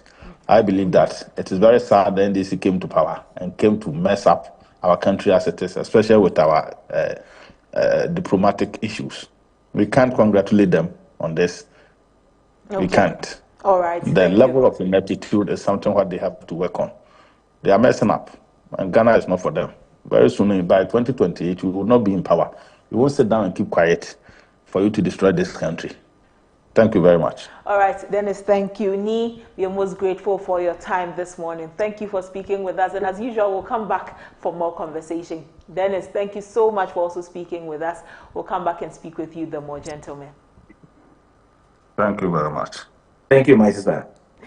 And do enjoy the rest of your day. Nita Ansaki is the National Executive Committee member of the NDC. Dennis Kwakwa, former Ashanti Regional Communications Director for the NPP. That is all for our conversations today on ABC in the morning. After this break, we'll bring you the latest in the world of sports. Yesterday, some people were either disappointed or happy. Well, we'll bring you all of that after the break with James Ohinba Makion. Stay with us.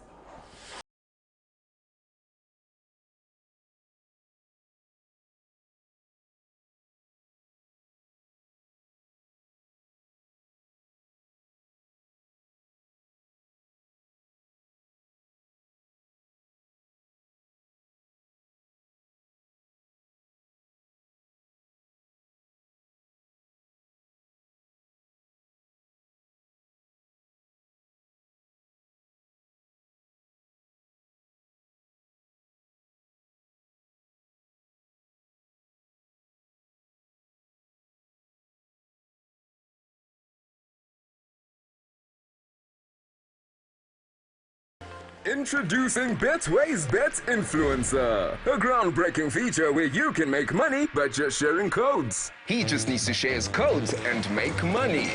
The more his codes are used, the more money he makes.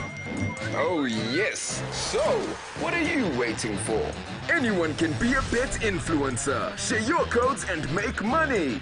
Bet Influencer, another world first from Betway. This advert has been approved by the Gaming Commission of Ghana. Betway, get way more.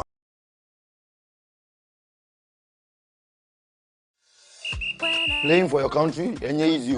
Scoring, easy. Avoiding injuries, easy. Winning, easy, Charlie. But you know what be easy now? Kibo 4-in-1 Gary mix. Easy. You get everything inside. Gary, creamer, sugar, roasted groundnut.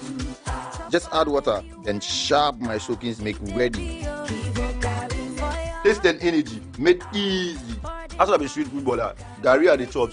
Now we are 10 star boy. Still Gary at the top. I travel go abroad. Kibo Gary at the top. Kibo Gary, he did deal. I'm a match winner, but the real champion is Kibo 4-in-1 Gary mix. Champion taste. This advert is FDA approved.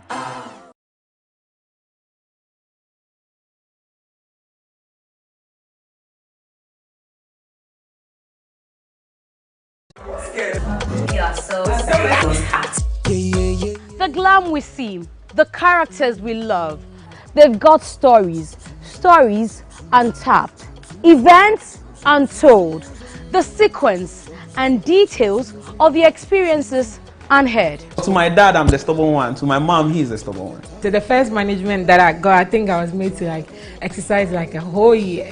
Hey, I'm 20. All I know is how to have sex. I was out of contract for 4 years. The pain, the agony, the frustration, they make my depression worse. Kimori, yes. The hospital doesn't have a mortuary. We would have to take the baby in a box and then get rid of the body ourselves. Sometimes I say something and they take it out of context and they bash my husband, they bash my family. But hey, they survived and they're here to chronicle their journey with me, Miss G, on ABC News GA.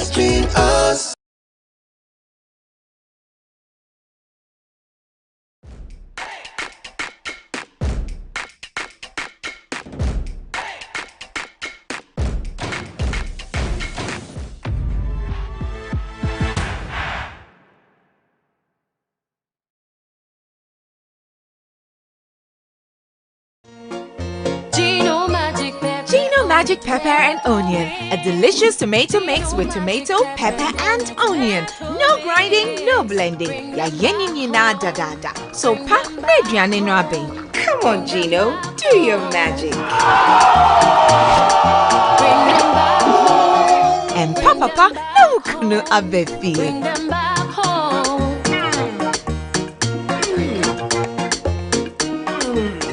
Tasty magic.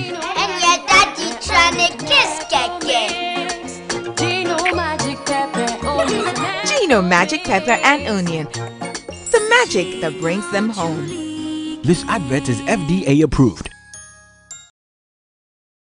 Imagine a sport without rules, a game without passion, an arena without chance. What drives the champions? What fuels the rivalry? What separates the winners from the rest in the world of sports? On the show, we shall start by interrogating your Admit Health Matters with expert insight from our renowned medical professionals, providing you with actionable advice and cutting-edge knowledge to prevent injuries and optimize performance. They will connect you to the talking points where we'll bring you the big names, the famous faces, and leading voices on our radar in the world of sports for a lively conversation and diverse perspective. Eugene Soti, your chief data guy on the talking point.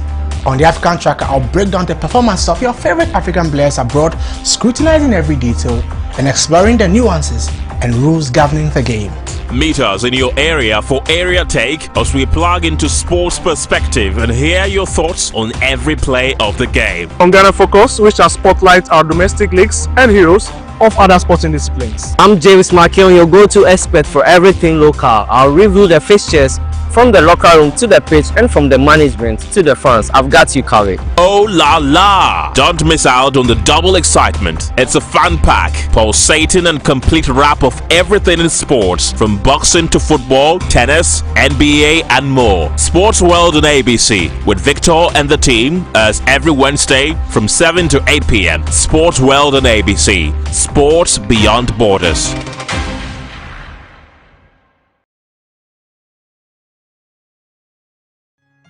Hey, so mommy, who is going to do my wade jollof? Oh, Kwame. You know our secret, right? Yeah. Efia. Yes, me. I've got it. Now add your Chino jollof mix. The perfect blend of tomatoes, pepper, and fine herbs and spices to ensure a consistent taste every time. And there you have it, your original Ghana jollof. Jollof so good. Jollof so cool. Tasty, yeah.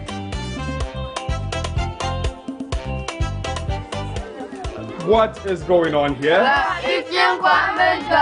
Enjoy jollof the Ghana way. Gino jollof is made with the perfect blend of tomatoes, pepper, and fine herbs and spices to ensure a consistent taste every time. This advert is FDA approved.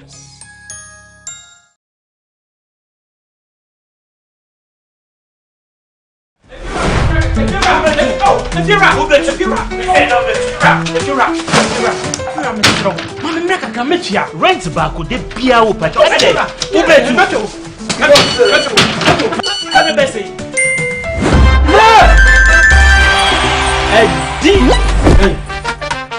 Come on, come see you.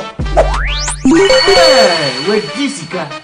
My friend, still before. It's the Telecel Too Much Money promo. Win cash daily, weekly, and a grand prize of 1.2 million Ghana cedis. Just reload or buy a bundle with Telecel Cash to earn points and stand a chance to win big. Dial *500# or visit the Telecel Play app to obtain and start winning in the Telecel Too Much Money promo. Terms and conditions apply. This promo is regulated by the NLA on the Caritas Lottery platform. When is campaign? If you're a baby, many schedule no. If you know, meto chiaka. Inti ene, uno ba no mpe baby amobeda. Oh na beka. Ye did too much money. No matter. Telecel, connecting energies.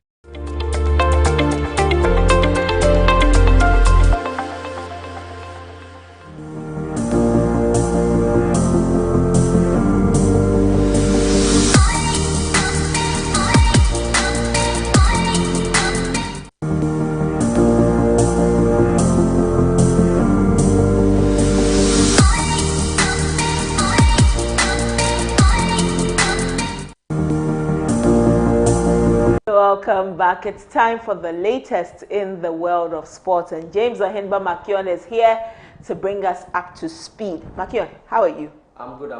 Yesterday, watch along. How was it? Who was disappointed? Who was happy? It was great. It was great. A lot of fans or a lot of viewers were happy with the scoreline, but I know all of them are against supporters union, because when you ask them which team they support, they either say they are Real Madrid fans or they are Chelsea fans. So definitely we all know why.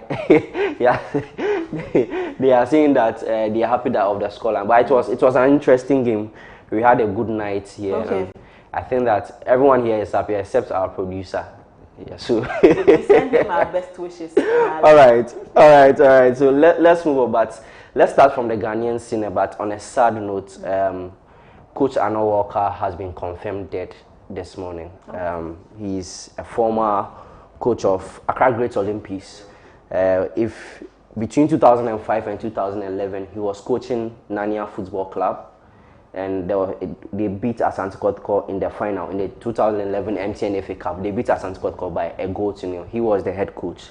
Fast forward, he has gone to coach teams like Brekum Chelsea, Pando Hearts of Lions, and recently Accra Great Olympics. His last national team job was with the Black Galaxies, where he qualified them to the CHAN tournament. But we were not able to qualify to the next round of the competition. Then when he came back, he became the technical director for Vision Football Club. Okay. Between those periods, he took some breaks off to see to his health. But unfortunately, yesterday he passed on, and it was confirmed by his family this morning. So Coach Arnold Walker, he is a tactical brain when it comes to the Ghanaian football space. If you listen to his pre-match and post-match conference, you'll be so much happy that he speaks his mind. He gives you everything. He likes the match conferences where he will say something controversial just to play some psychological games on his opponents, and that's what he was noted for. And we say may his soul rest in perfect peace. I know in the coming days, the family and the football fraternity. Yeah, we've lost such a tactical brain. During his time at Accra Great Olympics, I think they never lost a game when they played against Accra House of Folk. Interesting. And that's when there were lights of Glasson Awako in there, and House of Folk brought that player in there. It was the period of Arnold Walker. And whenever they met Kumasi Asante Kotoko, they find it difficult for Asante Kotoko to beat them. So during his stint with Accra Great Olympics, he did so well until he left and Olympics were relegated, and they've not been back to the Premier League after he left. So that's a sad no. But let's move on to the UEFA Champions League. And yesterday night we had